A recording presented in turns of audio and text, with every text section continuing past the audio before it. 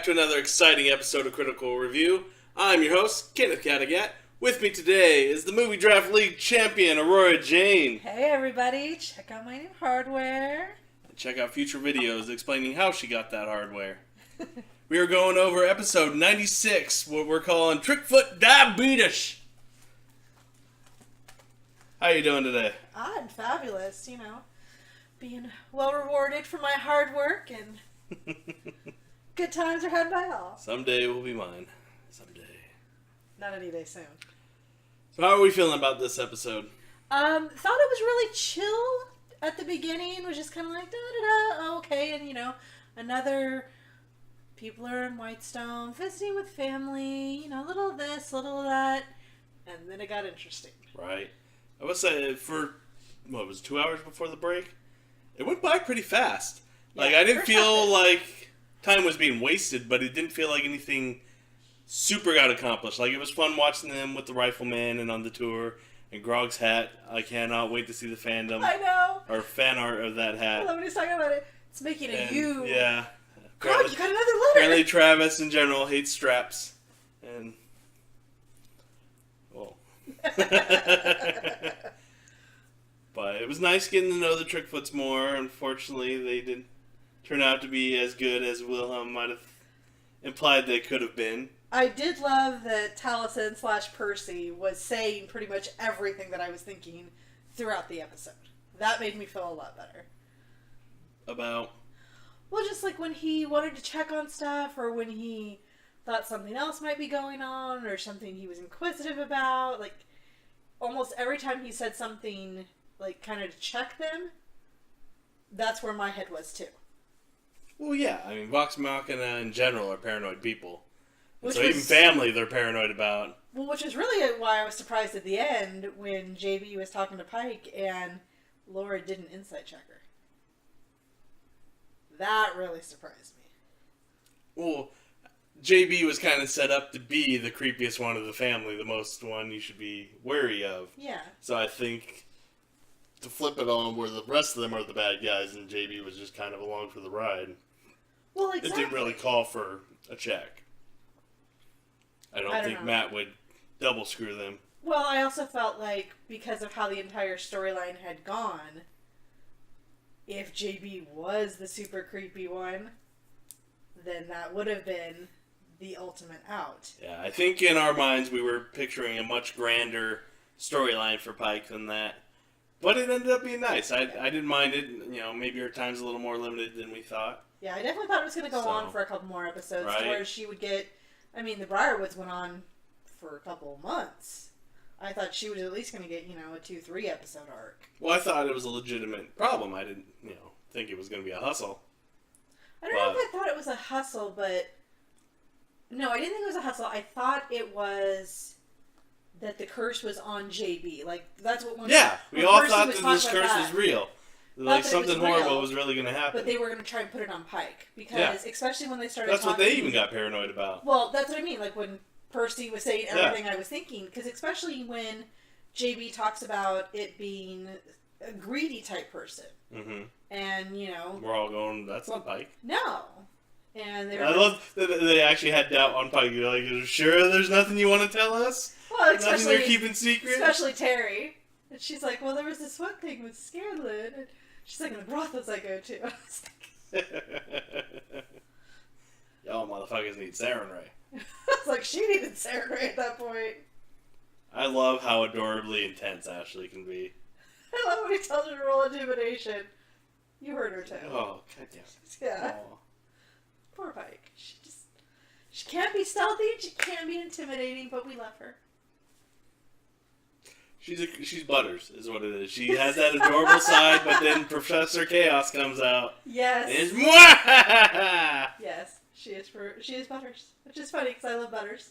And she's got that mom. I'm disappointed. We are all just like, that's worse. Yeah. Which is, really why everybody was so surprised that she read Scanlan's letter.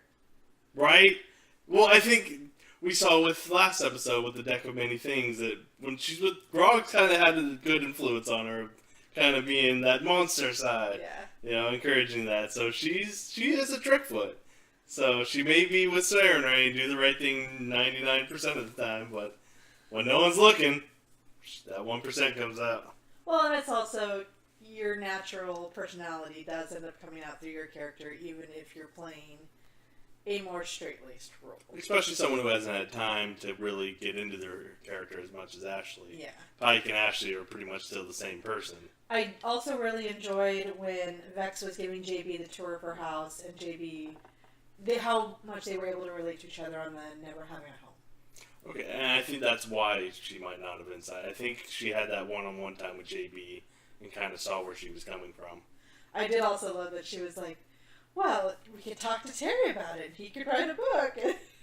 That was a clever ruse. I really don't know if Sam is just that obtuse sometimes, or if he just loves playing Terry. Sam loves to mess with Vex. So it's fine. Especially when you listen to their podcast, and every time Laura's name comes up, it's the heart music. What's that podcast called again? All Work, No Play. All Work, No Play. Great. Did they ever get around to a new episode? Or? Yeah, they've had at least 4 since the show's come out. The most recent one was probably within the last month or so. The entire dynamic of the show is completely Have they hit episode 20? That was the big question from I think they're on 14, Liam's, I want to say. Liam's quest. Yeah, I think they're on 14, I want to say. But it's really fun. It's so young. We didn't even make it to 20. It's fun now. You know, they talk and they drink and they talk about their lives and their kids and Romper Stomper and Hamlet and Harry Donald Trump and Terminator. So it's fun to just listen to them and, you know. So that's what the show's missing. We don't have enough ale. Well, they change it up every week, and there's some weeks that Liam is pretty freaking drunk. Or at least he comes across that way. But always a great listen to, and if you haven't checked it out, you should definitely check it out. All work, no play. So what was your favorite moment of this episode? My favorite moment? Probably when Matt says, well, a minute's passed, and the bubble bursts. Close second was, you know, when Pike says to take him, basically, and hold him over. I don't think they all realized how quickly Sam that told him bubble to do that too. Was going to burst. So I think it became more of an issue than they intended it on it being. I would say I go one step further in with Vex and I can go 600 feet. Getting that to that argument with the DM, like, I can do this! Let me do it! Well, and I definitely think of how much that could have changed things if he had splat. I don't think Johan and Astra would have really cared. I wasn't talking about as far as it would have affected the other gnomes. How it would have affected Pike. I'm sure they could have scooped up enough of them to revivify. Hopefully. Definitely need that cane back.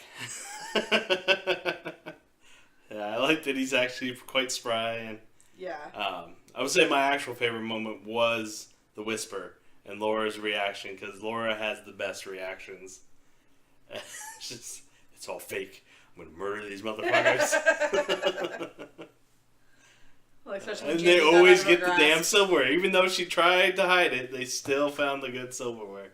She's like, what is up with these motherfuckers taking our silverware? Yeah, good silverware is hard to come by. Blech. It's all about getting forked. Right? Any major negatives stand out to you? Not really. Like I said, even though a lot of it was slow, it wasn't slow. Like, it rolled well, it had good pacing, and it was interesting to the point of occasionally I'll find myself zoning out, as we've talked about in the past. Every now and again I just kind of go, da-da-da-da. But I didn't. Like, I stayed pretty much focused through the entire episode and enjoyed hearing about the little different things. And unfortunately, there's nothing huge that is jumping out at me that stood out in my memory, but it's like one of those episodes you just enjoy. Like, there's nothing grandiose about it. Okay, the ending was great. But I mean, the general episode, there was nothing hugely bad, there was nothing hugely good. It was just a nice, good episode. Very true. I liked the visit with Wilhelm. Although I felt like it was a little useless.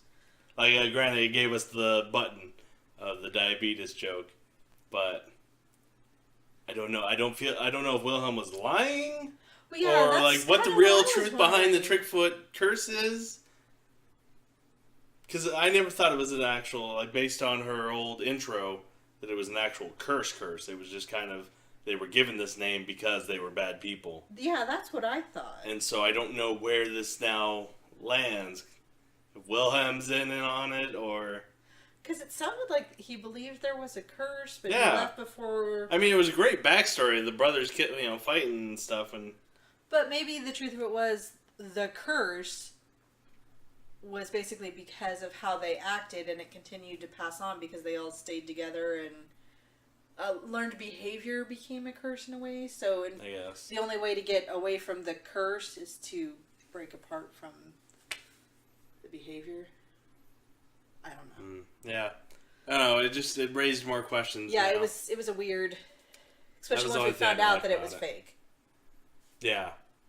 So I'm curious what's next. I don't even have a prediction for what we should see next week. Maybe I guess Fallout with JB. Get to see how that's going to go down. I feel like it's going to be good. I don't think it's going to be a big Fallout thing. Matt said something, but he's like, we're going to end it there because, how do you follow that? Yeah. And so I'm curious what letting them go with their money is going to do. If they're going to try to find that diamond. I'm curious if she said she gave them all her money, Yeah. We don't know how much that is, but I'm we like, assume... if you're carrying it on you, it can't be that much. In D&D it can be. I mean, Bags if you don't, in guess. general, if you don't keep track of how much the coins weigh and stuff like that, Pike could easily have, 5,000 gold on her. Yeah, which is what they said, 10,000 gold to you is a drop in the bucket. To us, it's life-changing money. Which... The way he phrased that, I don't know if that's what he meant, but he phrased it more as you have $10,000, or 10,000 gold. That's, you have all this money, like that's how much you have. I was like, oh no, they got way more than that, dude. Well, I thought he was saying like that to them was. Oh yeah. I don't know. Just like part of me also looks at it as a lot bigger. I don't know. It could definitely be politically taken as well, especially with kind of what's going on in our world these days. Yeah. Poor Terry. He spent so much gold on that I know. fight. Oh. He so wanted to help out Pike, and then it was fake. I'm surprised he didn't curse out Ogden and Nomish. Is Nomasage getting better? He was dropping curse words by accident, speaking Gnomish. Yeah. I did like this conversation with Wilhelm. That was funny too. I don't know, who are we hoping to see pick up a quest next? Or I told you I still want to see Cash and Zara. okay, you still want to go outside the group? Or maybe they finally make it back to Whitestone.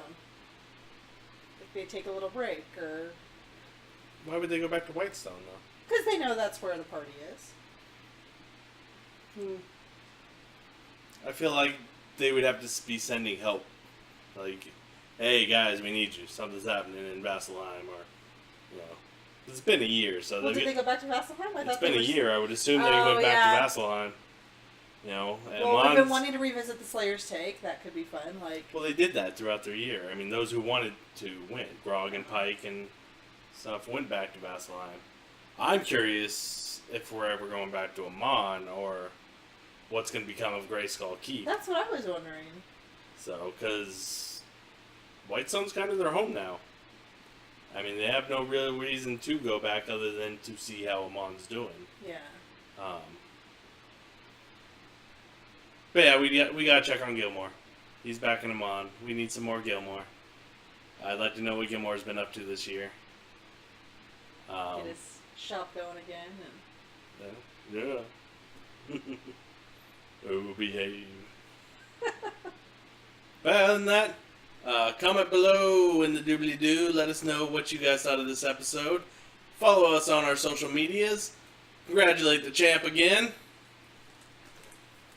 You want one. If you're in the area, I'll send you some details. I got nothing else. This has been my guest, Aurora Jane, MDL champion. I'm your host, Kenneth Cattegat. As always, we'll see you next week. Roll on, guys.